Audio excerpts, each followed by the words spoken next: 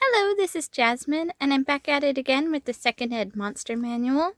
This time, for the monster that I chose, I didn't actually choose it myself. I had my boyfriend choose a monster, so he looked through this whole thing, and he chose a specific monster for me to draw just based on, I guess, what he liked. And he chose, it's interesting because he chose a monster that I don't know if it has ever actually been moved forward into the books. I don't know if it was in 3.0 or 3.5. And that is the Aramborax. And I really like these guys. I remember reading about them when I was younger, when I played Second Ed, and they're super cute. That's my favorite thing about any monster, is whether or not it's cute. And yeah, before I start reading about it, let's see who actually did this original artwork here. It's the only picture I've ever seen of one. So I'm not entirely certain because there's no actual signature, but I'm going to guess that this Dave Simmons did the artwork because it says he did pencils, inks, and colors on normal animals, almost normal animals, and squishy things. And I think the Arambrax qualifies as an almost normal animal.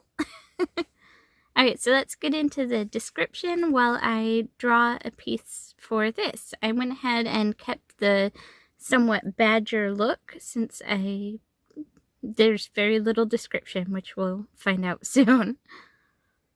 Despite being only the size of a large badger, the Aramborax, or golden gorger, is an incredibly dangerous creature. The animal is covered with coarse golden hair and has small silver eyes with golden pupils. It has 8 powerful legs that end in 3-inch long copper claws. The Arambrax's shoulders are massively muscled, while its heavy jaw is full of coppery teeth. The creature weighs over 500 pounds. This incredible density provides the animal with much of its natural protection. This, combined with its speed, power, and sheer viciousness, make it one of the most dangerous species yet known. The Arambrax makes its solitary home in light forests, hills, and at the timberline on mountainsides. An Arambrax chooses a likely spot and then uses its powerfully clawed legs to create a burrow, sometimes into solid rock. Due to their unusual dietary needs, Arambrae make their lairs in spots that either contain rich veins of gold ore or are very near to an area where gold is readily available.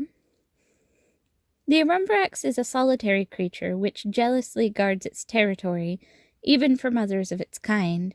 The only time adult Arambrae willingly meet is during mating season, which occurs approximately every 8 years. The pair will stay together for a week or two before the male returns to his territory and the female prepares for the birth of her kits. A litter of 1d6 plus 2 kits is born 4 months after mating. For the first 2 weeks of life, the kits are blind and hairless. They must be fed both meat and precious ores, including gold, in order to survive. It is unusual for more than 1 to 2 of the strongest kits to survive. If a kit is found and adopted before its eyes are open, it can be tamed and trained. Dwarves tend to dislike Arambrae, though some communities have been known to raise one or more of the beasts for use in sniffing out veins of ore. In order to survive, the Arambrax supplements its carnivorous diet with quantities of gold. The ability to digest and utilize gold and other ores makes it possible for the creature to develop the dense fur, hide, and bones that protect it so well. If an Arambrax is killed with a minimum of cutting damage to its hide, the hide may be turned into a garment of incredible strength and beauty worth 15 to 20,000 gold pieces. The garment will also protect its wearer as armor, the specific armor class depending on the size of the Arambrax. A garment with AC 2 weighs 50 pounds, one with AC 3 weighs 40 pounds, and one with AC 4 weighs 30 pounds. The wearer also receives a +4 bonus on saving throws versus normal fires, and a +2 on saving throws versus magical fire. If an Arambrax is burned in a forge, approximately 150 to 200 pounds of gold are left behind. This burning process is very difficult and usually takes between 1 and 2 weeks to perform. Of course, the hide may be removed before the creature is burned. If burned at the same time, the hide will provide an additional 21 to 40 pounds of gold. The Arambrax's teeth and claws are also prized for decoration and can bring up to 1 GP each on the open market. So that's it for the main entry on the Arambrax's habitat and society and ecology and all of that. I always thought that these were really interesting creatures, and I kind of forgot about them for a while because I haven't seen them pop up in the other books. Maybe they have. Let me know if you've seen it.